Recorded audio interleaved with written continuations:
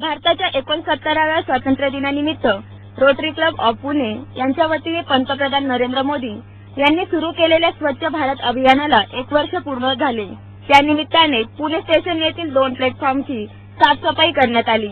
या अभियानाला वेगवेगळ्या कॉलेजच्या विद्यार्थी व विद्यार्थिनींनी सहभागी झाले होते।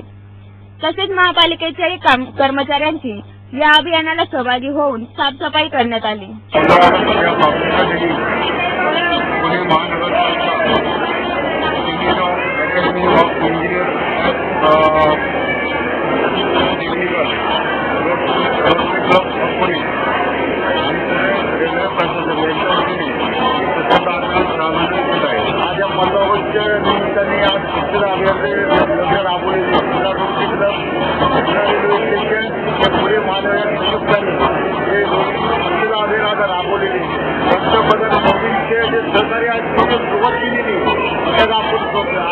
नागरिकांनी आपल्याला जास्त मदत करायला पाहिजे स्वच्छतेच्या बाबतीत, पण नागरिकांची मानसिकता अजून बदलत नाही।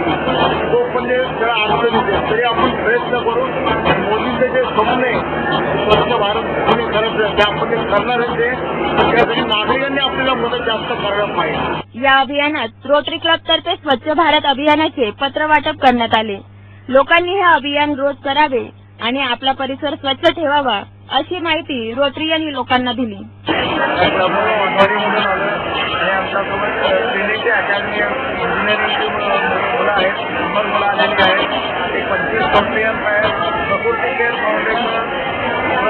फाउंडेशन रोटरी क्लब आणि ट्रिनिटी अकॅडमी ऑफ इंजिनिअरिंग आम्ही तिघांनी स्टेशनला स्वच्छ भारत अभियान राबवतो। ही दुसरी वेळ आहे।